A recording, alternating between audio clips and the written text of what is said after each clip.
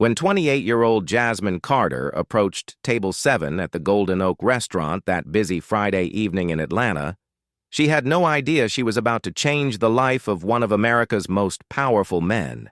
The well-dressed gentleman sitting alone had been nursing the same cup of coffee for 2 hours. His expensive suit and platinum watch suggesting money was no object. But it wasn't his wealth that caught Jasmine's attention.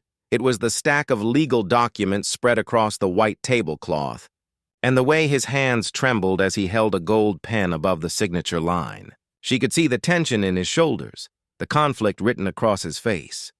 "Sir, can I get you anything else?" she asked politely, refilling his coffee cup. He looked up with tired eyes that seemed to carry the weight of an impossible decision. "Just trying to figure out if I'm about to make the biggest mistake of my life," he said quietly, gesturing to the papers. Most servers would have smiled politely and walked away. But Jasmine had grown up in foster care, had learned to read people's pain, and something in his voice reminded her of her own moments of desperation. What she said next would expose a billion-dollar conspiracy, save an empire built by honest work, and prove that sometimes the most important voice in the room belongs to the person everyone overlooks.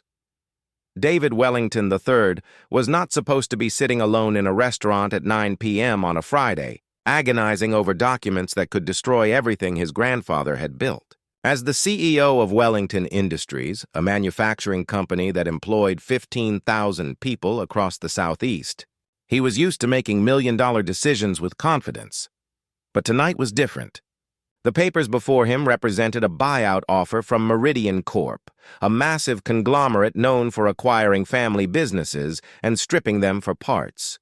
The offer was for $2.8 billion, more money than 3 generations of Wellingtons had ever dreamed of. His board of directors had unanimously recommended he sign.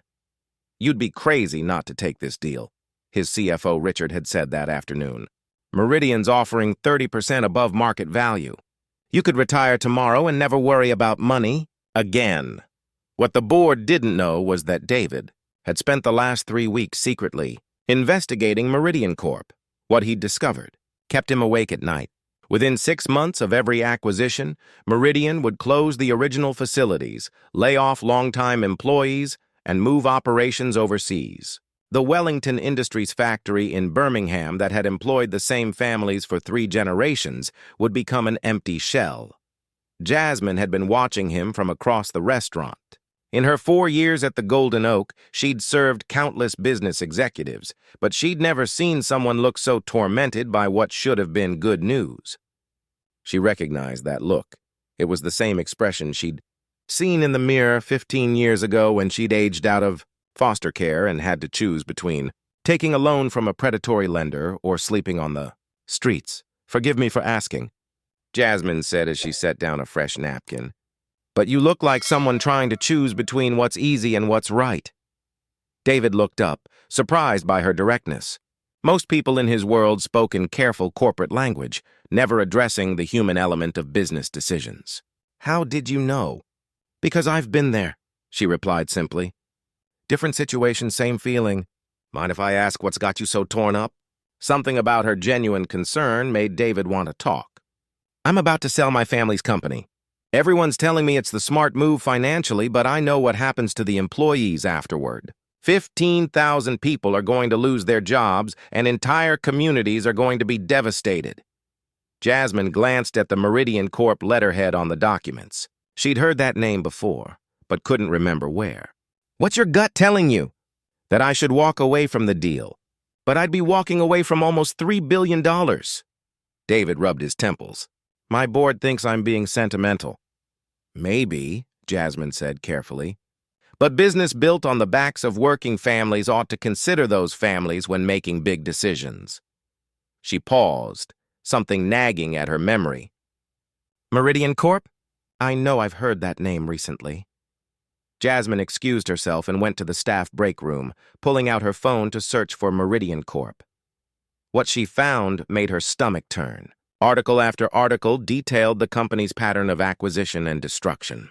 But it was a local news story from 6 months earlier that made her hands shake. Meridian Corp closes, Jackson manufacturing plant, 3,000 jobs lost. The accompanying photo showed her foster brother Marcus among the unemployed workers. Marcus had finally landed a good job with benefits after years of struggling, and Meridian had eliminated it within 4 months of their takeover. She walked back to David's table with determined steps. "Sir, I need to tell you something. This company that wants to buy you out, they destroyed my foster brother's life 6 months ago. Promised they were investing in the future of manufacturing in Mississippi, then closed the plant and moved everything overseas." The color drained from David's face as he read the article on her phone. "Do you have any other information about Meridian's acquisitions?" For the next hour, Jasmine helped David research every company Meridian had acquired in the past 5 years.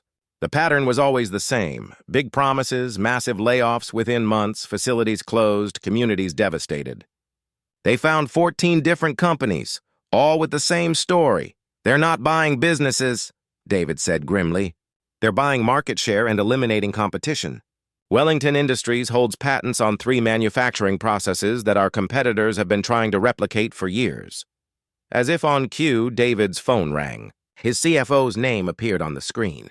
David answered on speaker, and Jasmine could hear the urgency in the man's voice. "David, I just got a call from Meridian. They want to expedite the closing. They're willing to add another $100 million to the offer if you can sign tonight." David looked at Jasmine, understanding passing between them. "That's very generous, Richard. But I think I need to sleep on it." "Sleep on it? David, this is a once-in-a-lifetime opportunity. Every day we wait is a day they might change their minds." After David hung up, Jasmine sat down across from him. "They're pressuring you because they know that if you take time to really investigate, you'll discover what they're really after. The question is," David said slowly, "what do I do now? Even if I don't sell to Meridian, my board is going to demand explanations." Jasmine was quiet for a long moment, thinking about Marcus, about all the families who'd been crushed by corporate decisions made in boardrooms. Finally, she spoke. "What if there was a third option? What if you sold part of the company to your employees instead?" David stared at her. "An employee stock ownership plan?" "I don't know the technical terms," Jasmine admitted, "but I know that when people own a piece of something, they fight harder to protect it. And I know that 15,000 employees working together probably have more power than one corporate raider." The idea hit David like lightning. "That's actually brilliant. We could convert to employee ownership, keep the jobs here, and the employees would share in the company's success." "Would that work financially?" Jasmine asked. "The company generates about $400 million in annual profit. If we structured it right, the employees could buy us out over time, and they'd be buying something that actually cares about their future." David stood up suddenly, his decision crystallizing. "I need to make some calls. Would you be willing to stay while I talk to a few people?" Over the next 90 minutes, David made a series of calls from the restaurant. His lawyer became increasingly excited as David explained the employee ownership concept. His head of human resources was immediately enthusiastic. Most importantly, when David called 3 senior employees, their response was overwhelming. "Mr. Wellington," said Sarah Chen, his production manager, "my father worked for your grandfather for 30 years. If you're asking whether we'd rather own a piece of this company than watch it get sold to some outfit that'll ship our jobs overseas, that's the easiest yes I've ever given." But it was the call to his CFO that proved most revealing. "Richard, I've decided not to sell to Meridian. David, you're making a huge mistake. The board won't stand for this. What if I told you I had a better plan? One that keeps the company profitable and the jobs secure?" "There is no better plan. $3 billion is $3 billion. When David hung up, he realized his CFO's reaction had been telling. Richard didn't seem surprised when I mentioned Meridian's pattern of closing facilities. I think he knew exactly what they were planning. David's phone rang again. This time it was an unknown number. "Mr. Wellington, this is James Morrison from Meridian Corp. I understand you might be having second thoughts about our agreement." David put the phone on speaker so Jasmine could hear. "I'm still considering all my options, Mr. Morrison. I hope you'll reconsider quickly.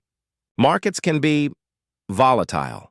Companies that turn down generous offers sometimes find themselves facing unexpected challenges. Regulatory investigations, supply chain disruptions, key personnel deciding to explore other opportunities. The threat was barely veiled.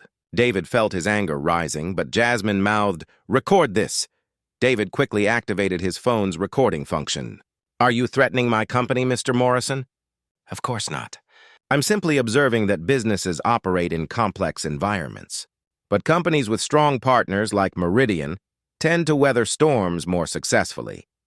After Morrison hung up, David and Jasmine sat in stunned silence. "That sounded like corporate extortion," David said. "And now we have it on tape." Within 72 hours, David Wellington's decision to listen to a waitress's wisdom had set in motion events that would ripple across American business for years to come. David played Morrison's threatening phone call for his lawyer, who immediately contacted the FBI. The recording became key evidence in a federal investigation that revealed Meridian Corp had been using intimidation tactics against dozens of acquisition targets. 6 executives, including Morrison, would face federal charges for corporate extortion. David's CFO resigned Monday morning before he could be fired. A forensic audit revealed that Richard had been receiving consulting fees from Meridian for over a year, essentially being paid to recommend the sale regardless of its impact on employees. But the most remarkable transformation was yet to come. David called an all-hands meeting at Wellington Industries' main facility in Birmingham. Standing before 3,000 employees, he told them about Meridian's offer, about the threats that followed his refusal, and about his conversation with a waitress who'd helped him see clearly. "I was ready to sell this company," he admitted. "Not because it wasn't profitable, but because I thought $3 billion was too much money to walk away from. But someone reminded me that some things are worth more than money. Your jobs, your families, your communities, they're worth more than any buyout offer." Then he announced his solution. Wellington Industries would transition to employee ownership over the next 5 years. Every worker would own shares in the company. Profits would be shared. Decisions would be made by the people whose livelihoods depended on those decisions. The response was unlike anything David had ever experienced. Workers who'd been with the company for decades cheered. The local news showed employees calling their families to share that not only were their jobs safe, but they were about to become owners. 3 days later, David appeared at the Golden Oak restaurant carrying a folder. Inside was a letter offering Jasmine a position as Director of Community Relations, with a starting salary 3 times what she made as a waitress. "You have a gift for seeing what really matters," David explained. "Our employees need an advocate, someone who understands struggle, someone who won't let corporate speak hide human consequences." Jasmine had one condition: "Help me start a program that connects employee-owned companies with workers who've been displaced by corporate acquisitions. People like my foster brother Marcus deserve a second chance." 6 months later, the Wellington Carter Foundation had helped 847 former Meridian victims find jobs with employee-owned companies. The FBI investigation led to federal legislation requiring disclosure of acquisition intentions, nicknamed the Wellington Act. Today, Wellington Industries is more profitable than ever, with employee owners working harder because they're working for themselves. David still eats at the Golden Oak every Friday evening, now joined by other employee owners who've made it a tradition, and Jasmine leads a team of 12 community relations specialists. But she still remembers every detail of that November evening when she chose to speak up instead of walking away. "People ask me how I knew to get involved," she says when speaking at conferences. "The truth is, I didn't know anything about business or corporate law, but I knew what it felt like to be powerless, and I recognized that look in his eyes." Sometimes the most important thing you can do is remind someone that they have more choices than the ones being presented to them. In your workplace, in your community, who might be seeing solutions that others are missing? Sometimes the most powerful change starts with someone brave enough to say, "Have you considered there might be another way?"